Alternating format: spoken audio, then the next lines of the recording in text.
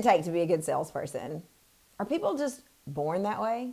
Or is it like Maybelline? She's just born with it? Or can anybody learn to sell?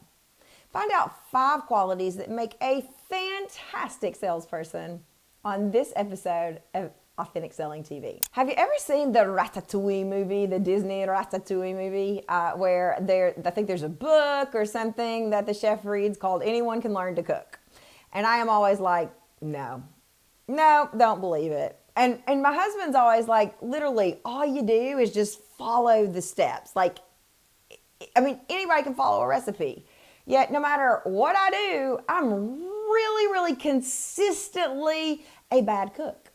I consistently mess stuff up. And so I roll my eyes when I see that Anyone Can Learn to Cook book. But can anybody learn to sell?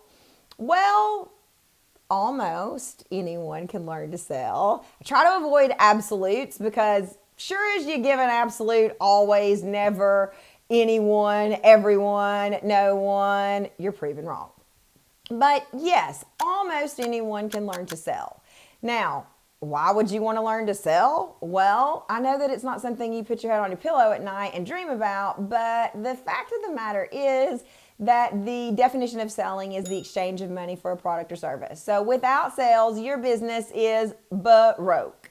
And ain't nobody want to be running a broke business. I mean, if it's not making you money, why are you doing it? Unless you're doing it in a nonprofit way to help people, and then that's a different conversation.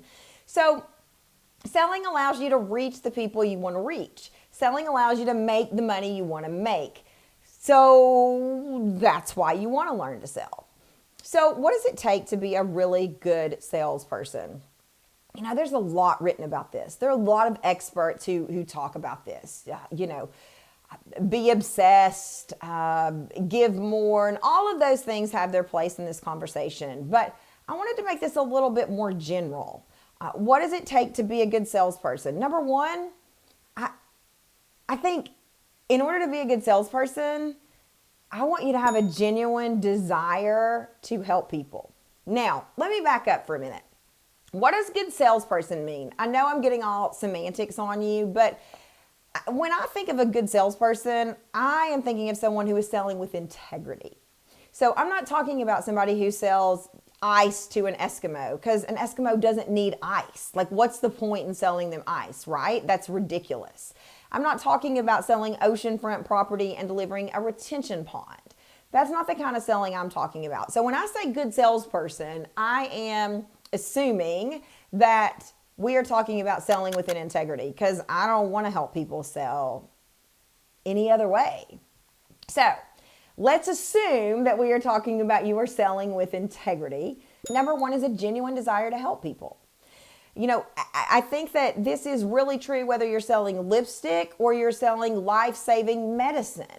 You want to see the reason that people are going to buy your product or service. You want to know that what you do matters. And so having a genuine desire to make the world a better place or to help people is the first component of a good salesperson. Number two, kind of piggybacks on top of this, it's belief in your product or service. You know, if you're not passionate about water, you're going to have a hard time selling it. If you don't see the life-altering difference that the lumber you are selling makes, then it's not going to feel quite as sexy or fun to sell it. I say often passion changes the world, even if it's one person at a time, and you need to be passionate. Can you be a good salesperson without being passionate? Yes. But eventually you're going to be like, I hate this, and walk away. So number one, you want a genuine desire to help people. You need to see how you're helping people. Number two, you need to believe that your product helps people. See the difference that your product or service makes. The number three component of a great salesperson is you need to be the expert of your product or service. Expert is a word that can trigger, but if your job is to tell me about why your product or service is the one I need to get, why your product or service is the one that is going to help me XYZ, then you need to be an expert. You need to understand what your product does, what it doesn't do, who it's for, who it's not for.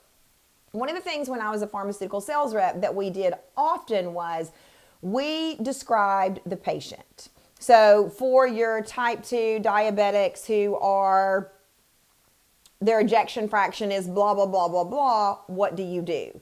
Like those are very specific indicators, right? Type 2 diabetics, ejection fraction less than blah, blah, blah, blah, blah, whatever. And so I was asking about a very specific patient. Same thing in the online world. You need to know, well, let me back up. We would also say, this product is not for these people. I'll give you an example. I sold a product that was called Forteo. I loved it. It was for osteoporosis, and it regrows bone. It doesn't matter. Like, don't get lost in this story here. But it was not indicated for people under a certain age.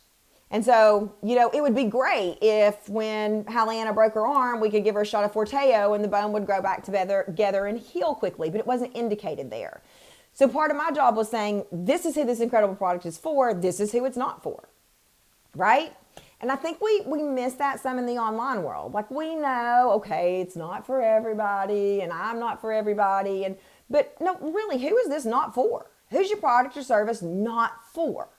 You know, it's not indicated for them. They're not going to have success with this until they blah, blah, blah, blah. They're not going to have success with this.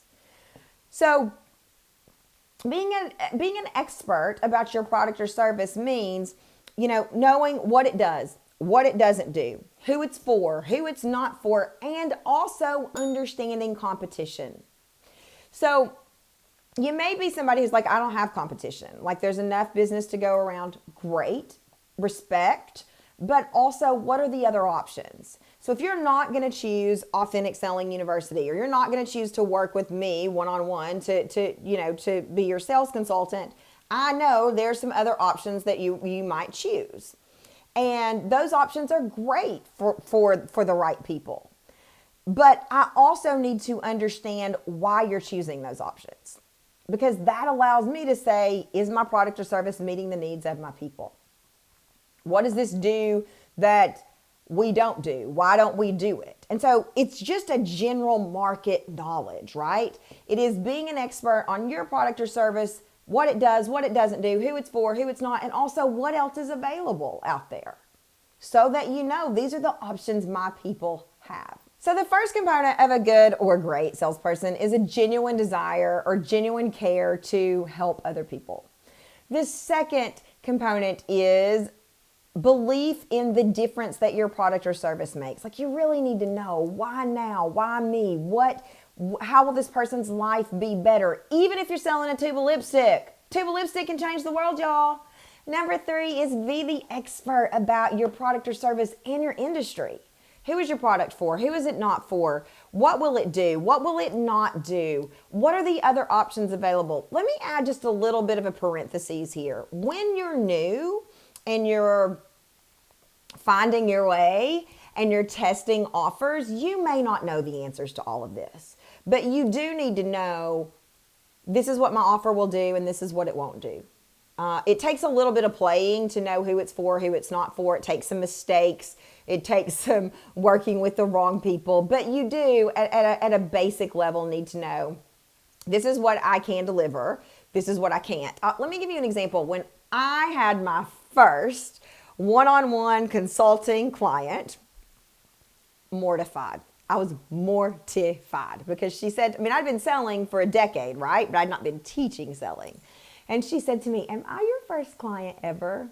And I wanted to crawl under my desk. And so I had two ways I could go, right? I could be the expert and be like, are you kidding me? No. But what I said to her is, yes, you are my first client ever. But if that makes you worried, here's what I want you to know. I am going to make sure, whether it takes me 1 session or 10 sessions, that you know how to make more money selling. So I get that you're picking up on my nerves. I get that I'm a little bit all over the place, but stick with me, because at the end, I am going to make sure, no matter what it takes, that you know how to sell. So she was a fit. She was a fit for the product, right? I knew what my promise was. I knew that she needed to know how to close more sales through having sales consults. Period. That was the promise. Not how to write great sales copy, not how to write follow-ups, like it was just this little subset. So even though I was new, I knew this is what I can do, this is what I can't do. And so when you're new, just know whatever you're selling, this is what it will do, this is what it won't do. The next component of a great salesperson is, I'm a little bit afraid of this one, y'all. I don't want to say it because it's not popular. But you got to be willing to do the work. Now, I'm being sort of tongue-in-cheek about, I don't want to say it, but here's the truth. There is a toxic masculinity tenet that runs through selling. Hustle harder, grind harder, work harder, be the first one in your I'm even quoting my old managers, be the first one at your customers, be the last one there. I remember when I was selling pharmaceuticals, I had a manager who, after doctor's offices closed, he had me calling on pharmacies. Now that was not part of my job, but he's like, we're going to do extra. We're going to call on pharmacies and see if your drugs are being written. And I was miserable. He would have me out working until 7 p.m. at night. And so and he's like, if you can outwork the competition, you're going to sell more, you're going to hit your quota, raw work. Well, here's the thing. I don't know of another part of business where this toxic masculinity exists so much and hustle. And I'm a hard worker, and I'm sure you are too, but I don't want to be out till 7 p.m. calling on freaking pharmacies. I don't want to be up at 6 a.m. when my doctor's offices don't open until 9 a.m. having strategy meetings every day. Like, I don't want to have to hustle that hard. And so when I say you've got to be willing to do the work, what I don't mean is you got to outwork every single person all the time, every time, no matter what. That you've got to be obsessed, that you've got to live, eat, sleep, and breathe your product, your business. I don't think that's realistic. Especially, it's not realistic for me as a mom. It's not realistic for a lot of the parents I know, and it's not what I want. I don't want my kid to look back and say, yeah, my mom provided a great life. I never saw her, but we had money. I don't want that. So when I say willing to do the work, I want to acknowledge that I'm not talking about this hustle, toxic masculinity culture. What I am talking about is a little bit of yin and yang, a little bit of positive masculinity and positive femininity, like a little bit of that, right? Let's welcome both into this conversation. And I think that where the masculine energy, obviously I'm female, so the masculine energy helps me in setting quotas, in creating strategies, in knowing I need to do X, Y, and Z to hit this outcome. The feminine energy helps me in with creativity and rolling with the punches and kind of being whimsical.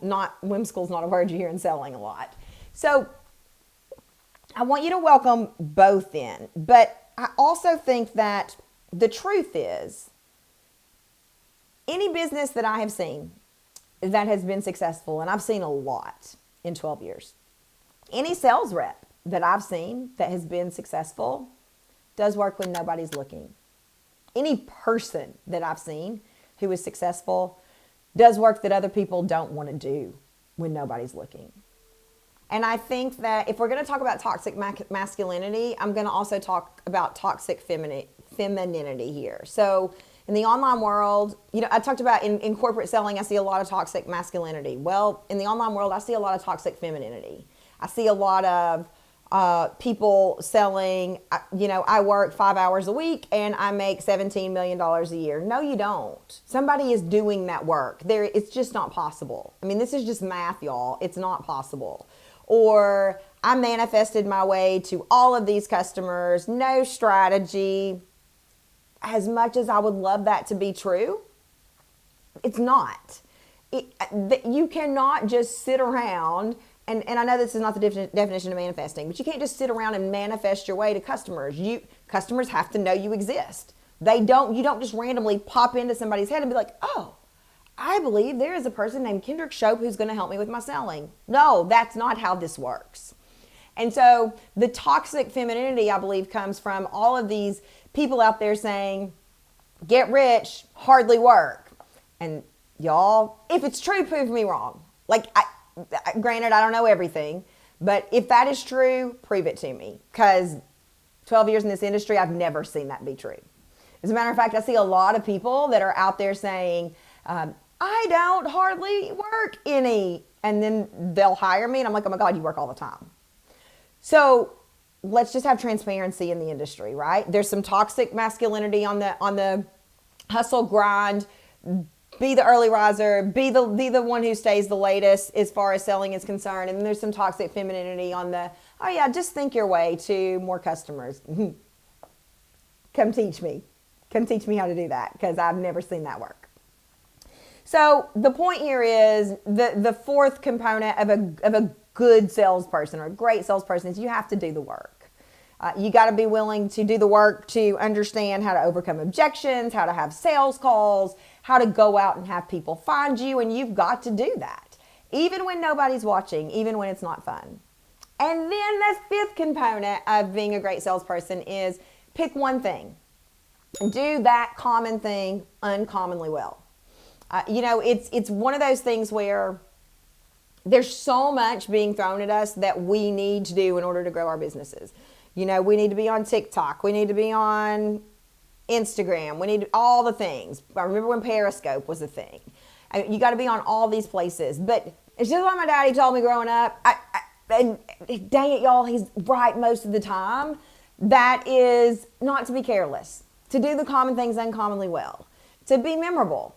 And so your fifth thing is to be memorable. And a way to do that is to do the common things uncommonly well. Like, if you want to be known for the best customer service in the industry, have a document that says, this is how we're going to treat people. This is how we're going to be known for the best customer service in the industry. If you want to be known for a killer YouTube channel, then put your money behind it. Get a director, get an editor. Don't just throw it all together. If you want to be, now granted, you may want to be known for a great YouTube channel because you want to sell more of your products and services. That's okay. But pick one thing of all the things that people are telling you to do to grow your business, to be a good sales rep. Pick one thing. What's one thing that you want to go all in on? One thing that you want people to say, when I interacted with Kendrick Shope as a business, I got X. That will allow you to be memorable. That will allow you to stand out from the competition. And that will allow you to be a better sales rep. When I was a corporate sales rep, I didn't have a hard time being memorable. I'm loud, I'm Southern, and I've got red hair. And I stuck out like a sore thumb, especially in Chicago. So I didn't have to do a lot to be memorable because of those things, right? And that usually worked to my advantage. There were a couple of times when it didn't. But you don't have to dye your hair red. You don't have to be extra with jazz hands and extroverted and over the top. You can be known for taking ridiculously good care of your people. The Ritz is known for taking ridiculously good care of their people and charging premium prices. What does that tell me? It tells me people want to pay to be taken care of. They're willing to pay. So that can be your thing. Your thing could be, Jess, our director, and I were talking about, she is so easy to work with. She's an expert, by the way. Film school, expert, killer product, but she's so easy to work with and so safe. And so people come to her and they're like, I know what I'm going to get. She's reliable. She's gorgeous. That's not why you buy from people, but whatever. Reliable, safe, dependable, easy, killer product. I mean, that's a lot of things. She didn't just pick one. That's just who she is as a human. But overall, her brand has an identity because of how she shows up. And so, be memorable. Be memorable. Not for doing all the things or being all the places, but go all in on something. One of my the first customer who ever paid me $5,000 So that was a new package I was offering. And the first customer that ever paid me $5,000, I was doing some customer research and I said, why did you choose me? And she said, well, it was obvious you knew your sales stuff. But if I'm being honest, I was looking at two people who knew their sales stuff. But I loved how unapologetic you were about Joe McIntyre from New Kids on the Block. And I thought, if she's willing to be that honest, I need to work with her. Okay. So does that mean that Joe McIntyre from New Kids on the Block made me $5,000? No. But the point here is I went all in on that, right? Like I know who I am. And I'm good, the bad, the ugly, the funny, the ridiculous. And that's going to resonate with people. That was memorable for her. Memorable. And that ended up being the deciding factor because both of the sales experts she was interviewing knew their stuff. So be memorable. Your 5 components of a good salesperson. Number 1, genuinely care about people. Number 2, believe in the life-changing difference in your product or service, even if you're selling lipstick. Number 3, be the expert. Even if you're new, know who it's for, who it's not for, what it does, what it doesn't do, and what is the competition offering? Or what are other options? Number 4, do the work. But find the balance in the work. The yin and the yang, the positive masculinity and the positive femininity. Find that work. What works for you? And then, number 5, be memorable. Pick something. One common thing that you need to do to run your business and do it uncommonly well. Go all in on it. If you adapt or adopt, does that make sense? Do y'all know what to do with that? If you focus on these 5 things, there's no sales strategy in here at all. But if you focus on these 5 things, as sure as my hair is red, I know you'll sell more of your incredible product or service. Before you go, ring that bell. Ring that bell. Oh, yeah. And I believe in you. And I believe in your business. Bye, y'all.